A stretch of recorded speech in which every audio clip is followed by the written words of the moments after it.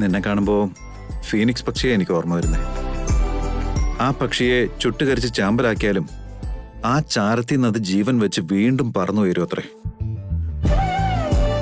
നീയും അതുപോലെയാ, ഒരിക്കലും തോറ്റ് പിന്മാറില്ല. അതാ നിന്റെ ഒരു ക്യാരക്ടർ. ഇപ്പൊ വിജയിക്കുന്നുണ്ടെങ്കിൽ അതെന്റെ മാത്രം വിജയം ആയിരിക്കില്ല മിഥുനേട്ടാ.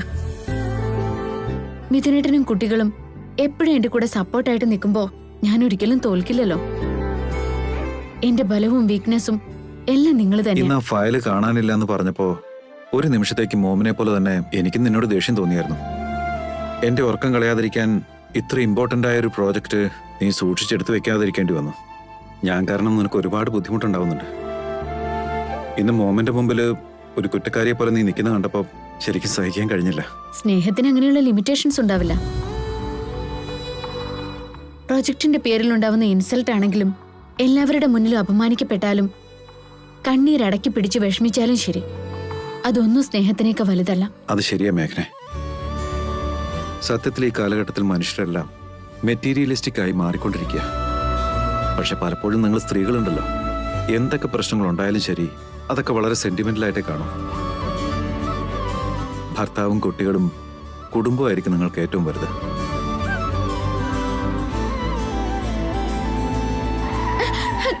മേഘന സൂക്ഷിച്ചിരിക്കെ. സീറ്റ് ബെൽറ്റ് ഇട്.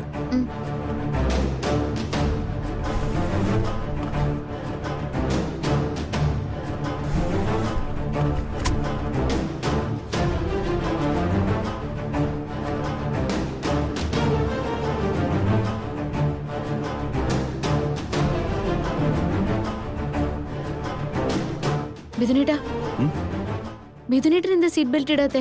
അത് സാരമില്ല മേഘനെ, നമ്മളിപ്പോ തന്നെ എത്താറായില്ലേ.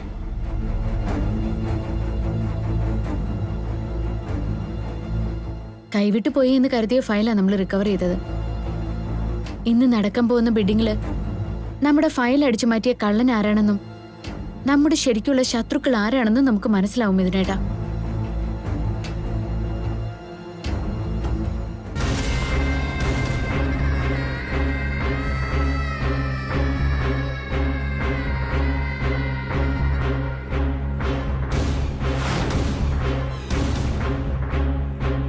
കുറച്ചുകൂടി കഴിഞ്ഞാ അവർ ഈ റൂട്ടിൽ വരും. ഞാൻ പറഞ്ഞതുപോലെ തന്നെ കാര്യങ്ങൾ നടക്കുമല്ലോ അല്ലേ? തീർച്ചയായും മാഡം. ഞാൻ ഇവിടെ ഇരുന്ന് ഷൂട്ട് ചെയ്ത് അവരുടെ കാറിന്റെ ടയർ ബ്ലാസ്റ്റ് ചെയ്യും. കാറിന്റെ കൺട്രോൾ പോയാ പിന്നെ നേരെ കൊക്കയിലേക്കായിരിക്കും വീഴുക. അതിലുള്ളത് ആരാണെങ്കിലും പിന്നെ പൊടി പോലും കിട്ടില്ല. ഏത് അന്വേഷണം വന്നാലും അത് ആക്സിഡന്റ് ആയിട്ടേ കാണാൻ പറ്റൂ. ഹൈവേ അല്ലേ, കാറ് സ്പീഡിൽ വന്നാലും നിനക്ക് ഷൂട്ട് ചെയ്യാൻ പറ്റുമല്ലോ. ഞാനൊരു ഷാർപ്പ് ഷൂട്ടറാണ് മാഡം. 150, 180 സ്പീഡിൽ പോകുന്ന വെഹിക്കിൾ ആയാലും ശരി, ഞാൻ ഉന്നമിച്ച സ്ഥലത്ത് തന്നെ കൊള്ളും. വെഹിക്കിളിന്റെ സ്പീഡ് കൂടുതലായിട്ടിരിക്കുന്നതാണോ നല്ലത്, അതോ കുറഞ്ഞു വരുന്നതാണോ നല്ലത്? അവരെത്ര സ്പീഡിലാണോ വരുന്നത് അതിനനുസരിച്ച് ആക്സിഡന്റിന്റെ കാഠിന്യവും കൂടും. കാറ് ബോംബ് പോലെ പൊട്ടിത്തെറിക്കും. ഇതൊരു ഹൈവേ ആയതുകൊണ്ട്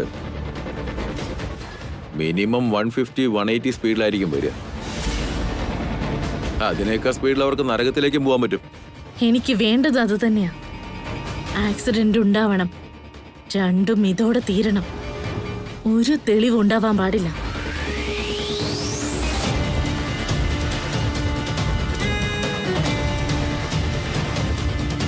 വിക്കി, അവര് ദേ ഇങ്ങോട്ടേക്ക് വന്നോണ്ടിരിക്കുക. കെയർഫുൾ ആയിട്ട് വാച്ച് ചെയ്.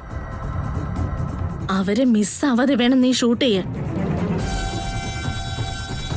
വേഗം ടെൻഡർ സബ്മിറ്റ് ചെയ്യാൻ വേണ്ടി നല്ല വേഗത്തിൽ മേഖലയും കൊണ്ട് പോവാണല്ലേ? അത്രയും വേഗത്തിൽ തന്നെ നീയും നിന്റെ സ്നേഹനിധിയായ ഭാര്യയും നരകത്തിലേക്ക് പോകും. ചിക്കു, ഇത് നോക്ക്. കള്ളങ്ങൾ പറഞ്ഞ് തെറ്റ് ചെയ്യുന്നത് ആരായാലും ശരി, അവരെ ലൈറ്റ് ഡിറ്റക്ടർ വെച്ച് കണ്ടുപിടിക്കാന്ന് പറയുന്നു. അത് ശരിയാ, ഞാനൊരു സിനിമയിൽ ഇത് കണ്ടതാ. പോലീസുകാര് ക്രിമിനൽസിനെ ലൈറ്റ് ഡിറ്റക്ടർ ഉപയോഗിച്ച് ചെക്ക് ചെയ്യുന്നുണ്ടായിരുന്നു. ഇവിടെയുള്ള ശൂർപ്പണക മഞ്ജരിയെ കൊണ്ടും ഈ ലൈറ്റ് ഡിറ്റക്ടർ വെച്ച് ടെസ്റ്റ് ചെയ്താലേ അവള് കള്ളം പറയാൻ എല്ലാവർക്കും മനസ്സിലാകുമല്ലോ. അതൊക്കെ മനസ്സിലാവും ചക്കി, പക്ഷെ നമ്മുടെ കയ്യിൽ ആ മെഷീൻ ഇല്ലല്ലോ. അച്ഛനോട് പറഞ്ഞ് നമുക്ക് എത്രയും പെട്ടെന്ന് ആ മെഷീൻ ഇവിടെ എത്തിക്കാം. പക്ഷെ അച്ഛനും അമ്മയും എന്തോ അത്യാവശ്യത്തിന് പുറത്തു പോയിരിക്കല്ലേ? തിരിച്ചു വന്നാൽ ഉടനെ അത് വാങ്ങണമെന്ന് പറയാം.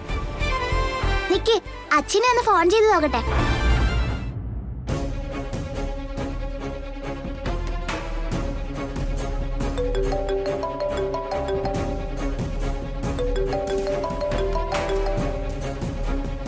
ഹലോ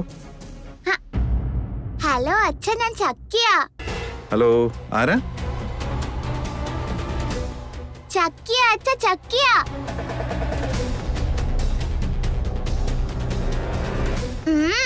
പറയുന്നത് കേൾക്കുന്നില്ല അച്ഛാ? ആ, ഇപ്പൊ കേൾക്കുന്നുണ്ട്. നീ പറഞ്ഞോ ചക്കി.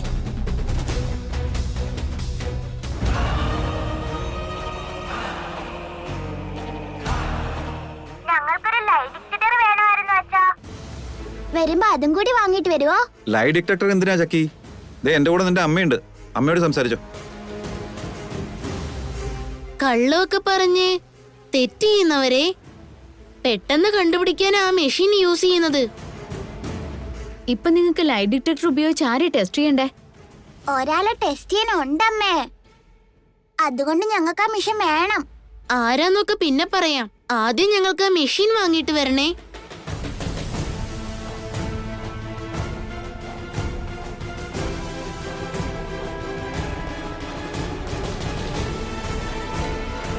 മാഡം, കാറ് വരുന്നുണ്ട്.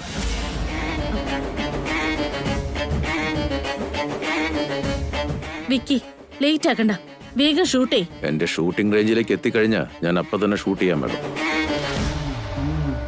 നിങ്ങൾക്ക് ആരെയാണ് ടെസ്റ്റ് ചെയ്യേണ്ടതെന്ന് ആദ്യം പറ. അതൊക്കെ ഞങ്ങൾ പിന്നെ പറയാം. ആദ്യം ഞങ്ങൾക്ക് ആ മെഷീൻ ഒന്ന് വാങ്ങിത്തരുമോ?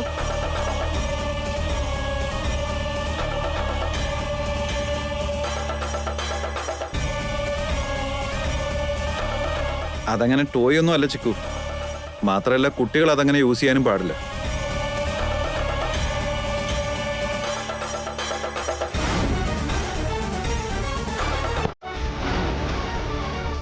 അതെന്താ യൂസ് ചെയ്യാൻ പറ്റാത്തത് അച്ഛാ?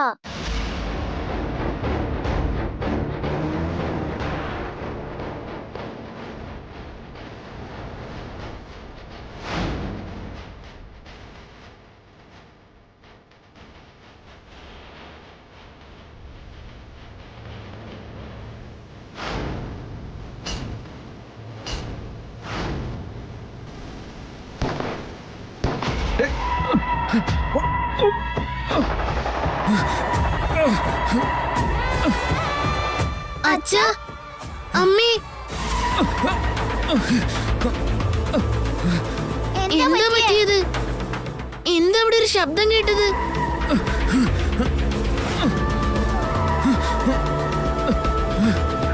അച്ഛാ, അമ്മേ,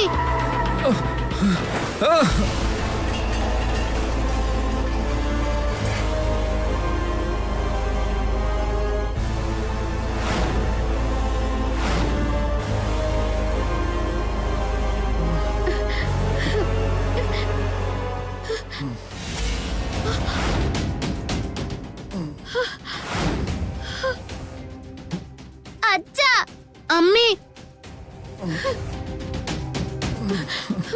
മിഥുനേട്ടാ, മിഥുനേട്ടാ, അയ്യോ, മിഥുനേട്ടാ, മിഥുനേട്ടാ, അയ്യോ, കാർ ആക്സിഡന്റ് ആയിന്ന് മനസ്സിലായി, പക്ഷെ അവരെങ്ങോട്ട് പോയിന്ന് മനസ്സിലാവുന്നില്ല. മിഥുനേട്ടാ, മിഥുനേട്ടാ, മിഥുനേട്ടാ, പ്ലീസ് മിഥുനേട്ടാ, കണ്ണ് തുറക്കും മിഥുനേട്ടാ. അയ്യോ മിഥുനേട്ടാ, കാർ എന്താ ഇതുവരെ ബ്ലാസ്റ്റ് ആവാത്തെ? കാറിലിരുന്ന് അവർക്ക് എന്താ പറ്റിയത്? ഒന്നും കാണുന്നില്ലല്ലോ. മിഥുനേട്ടന് ഒന്നും പറ്റില്ല മിഥുനേട്ടാ, എന്നോടൊന്ന് സംസാരിക്കും മിഥുനേട്ടാ.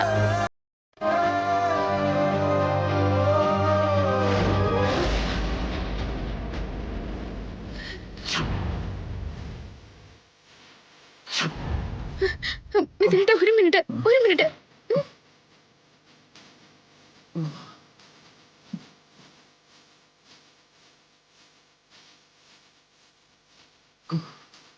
മിഥുനേട്ടാ, മിഥുനേട്ടാ, മിഥുനേട്ടാ, പ്ലീസ് കണ്ണ് തുറക്ക്.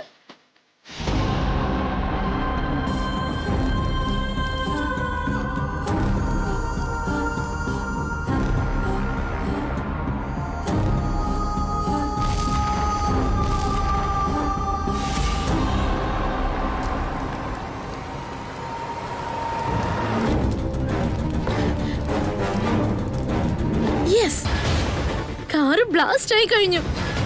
മിഥുനെയും മേഘനയും കൊണ്ടുള്ള ശല്യം ഇതോടെ അവസാനിച്ചു. ഇനി എനിക്ക് ശത്രുക്കളില്ല. Thank you Vicky, thank you so much. നിന്റെ ബാലൻസ് എമൗണ്ട് ഈവനിങ് ഇട്ടുതരാം. നീ ഇപ്പൊ പൊക്കോ. അമ്മ, അച്ഛാ, എന്താ പറ്റിയതെന്ന് പറ. ചക്കി ചിക്കു എന്താ പറ്റിയേ? ചെറിയച്ഛ, ഏയ് മക്കൾ എന്താ പറ്റിയത്? എന്തിനാ നിങ്ങൾ കരയുന്നേ? അച്ഛനും അമ്മയ്ക്കും എന്തോ ആക്സിഡന്റ് ഉണ്ടായെന്ന് തോന്നുന്നു ചെറിയച്ഛ.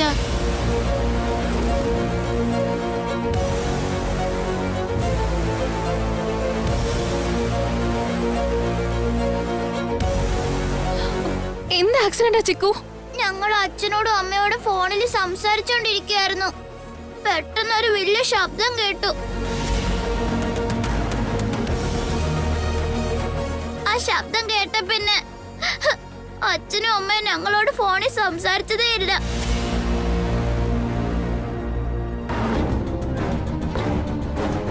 എന്താ നിങ്ങളീ പറയുന്നേ?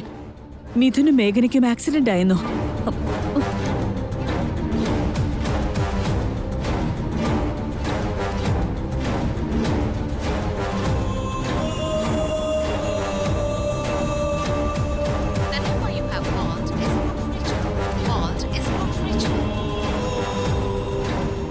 ഏട്ടത്തെ വിളിച്ച് കോള് റീച്ച് ആവുന്നല്ലോ ഇല്ലമ്മേ.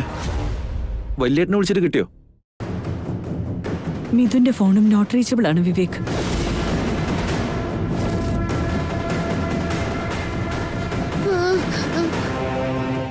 ഈ ആപത്ത് എന്റെ മകന്റെ പിന്നാലെ എത്ര നാളത്തേക്കുണ്ടാവും സ്വാമി? ഈ ആപത്ത് അവന്റെ ജീവിതത്തിൽ നിന്നും എന്നേക്കുമായി മാറണമെങ്കിൽ നിങ്ങളുടെ മകന്റെ രക്തത്തിൽ ജനിക്കുന്ന ഒരു പെൺകുട്ടിക്ക് മാത്രമേ കഴിയൂ. എന്ന് വെച്ചാ ആ മകളെ കൊണ്ട് മാത്രമേ നിങ്ങളുടെ മകന്റെ ജാതകദോഷത്തിന് വിമോചനം ഉണ്ടാവുകയുള്ളൂ. എന്റെ ഈശ്വര, എന്റെ കുഞ്ഞിന് എന്താ സംഭവിച്ച?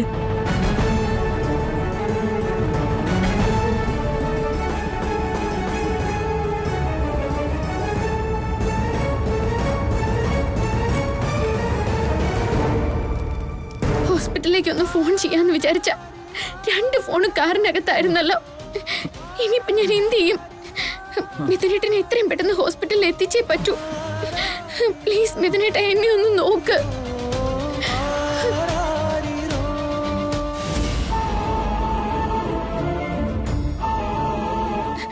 മിഥുനേട്ട, ഇവിടെ ഇരിക്കും, ഞാനിപ്പോ വരാം. ചേട്ടാ 1 മിനിറ്റ് ഒന്ന് നിക്കോ. എന്തു പറ്റി മോളെ? ഞങ്ങളുടെ കാറിന് ആക്സിഡന്റ് ആയി. എന്റെ ഭർത്താവിന്റെ ജീവൻ അപകടത്തിലാ. അദ്ദേഹത്തിന് എത്രയും പെട്ടെന്ന് ഹോസ്പിറ്റലിൽ എത്തിക്കണം. ചേട്ടന്റെ കയ്യിൽ ഫോൺ ഉണ്ടെങ്കിൽ തരുമോ? ഞാനൊന്ന് ഹോസ്പിറ്റലിലേക്ക് വിളിക്കട്ടെ. ഇതാ മോളെ.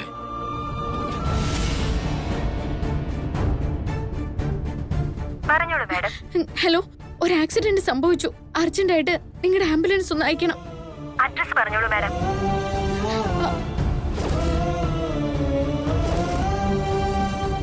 സോറി മാഡം, ആ റൂട്ടിലേക്ക് വരുന്ന വഴിക്ക് ഒരു റാലി നടക്കുന്നുണ്ട്.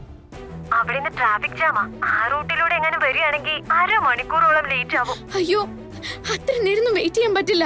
അദ്ദേഹത്തിന് നല്ല ബ്ലീഡിംഗ് ഉണ്ട്. ഇവിടെ അടുത്ത് മറ്റു വല്ല ഹോസ്പിറ്റലുണ്ടെങ്കിൽ ഒന്ന് പറയോ പ്ലീസ്? അവിടെ തൊട്ടടുത്ത് തന്നെ ഒരു ഹോസ്പിറ്റൽ ഉണ്ട് മാഡം. ഞാൻ ഡീറ്റെയിൽസ് പറഞ്ഞുതരാം, നോട്ട് ചെയ്തോളൂ. വേഗം പറഞ്ഞോളൂ. ശരി, thank you so much.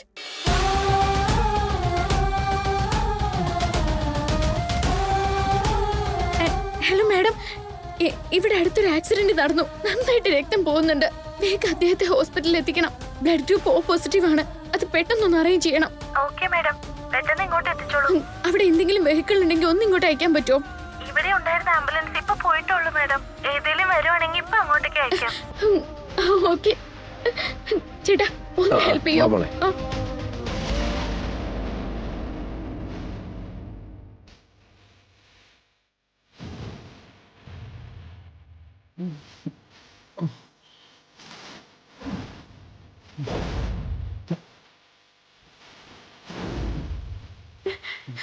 Thanks.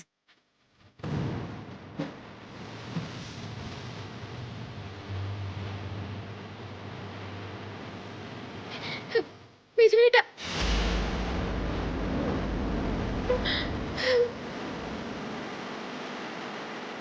മിഥുനേട്ടാ please, മിഥുനേട്ടാ കണ്ണ് തുറക്കും മിഥുനേട്ടാ.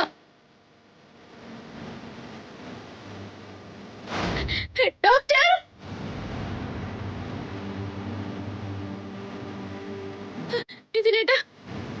എന്താ സംഭവിച്ചത്? റോഡിൽ വെച്ച് ആക്സിഡന്റ് ആയതാ ഡോക്ടർ. ഒരുപാട് ബ്ലഡ് പോയിട്ടുണ്ട്.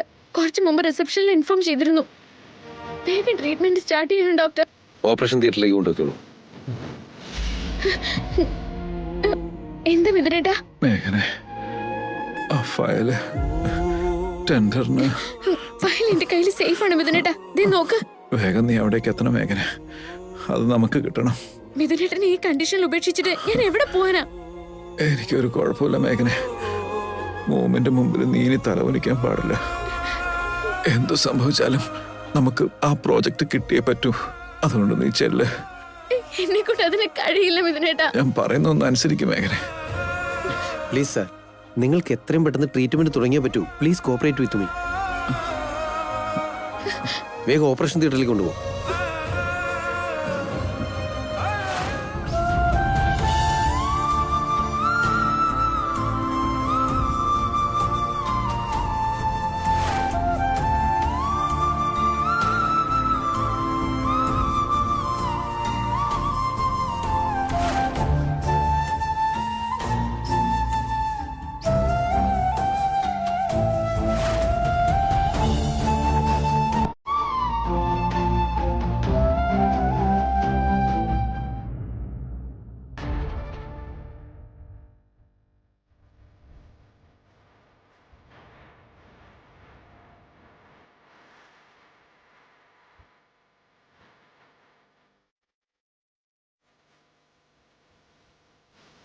മിഥുനെ മേഘനെ എത്ര നേരമായി വിളിക്കുന്നു.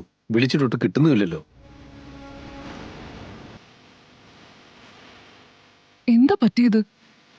നീ എന്തെങ്കിലും ചെയ്തോ മഞ്ജരി? അതിന് ഞാനൊന്നും ചെയ്തിട്ടില്ല. പിന്നെ മിഥുനും മേഘനയും എവിടെയാ പോയത്?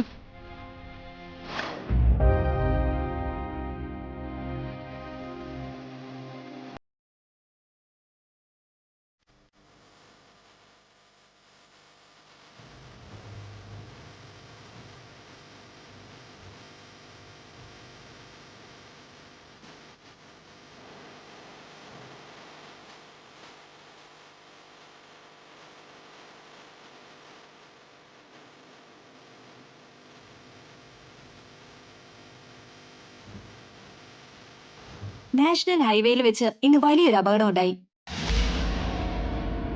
പ്രമുഖ ബിസിനസ്മാനായ മിഥുൻ നന്ദന്റെ കാറാണ് ഇന്ന് അപകടത്തിൽപ്പെട്ടത്.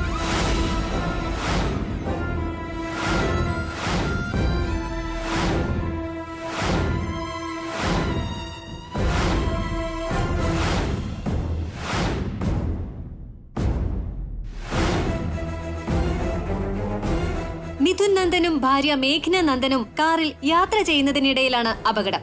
കൂടുതൽ വാർത്തകൾക്കായി എല്ലാവരും കാത്തിരിക്കുക.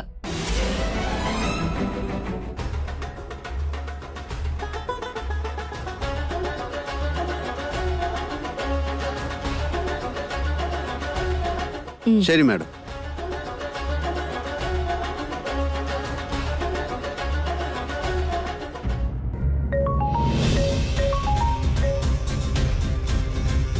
ഹലോ, നീ ഇപ്പൊ എവിടെയാ സരയൂ?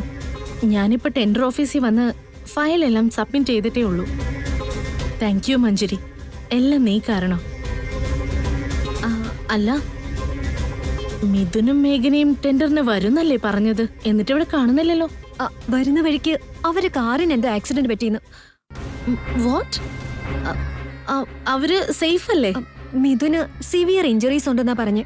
മേഘനയൊക്കെ ഓക്കെയാ. മിഥുനപ്പോ ഒന്നും സംഭവിച്ചില്ലേ? എന്താണെന്നൊന്നും എനിക്കറിയില്ല. സരയൂ, ഈ ആക്സിഡന്റ് നിന്റെ പ്ലാനിംഗ് ഒന്നും അല്ലല്ലോ അല്ലേ?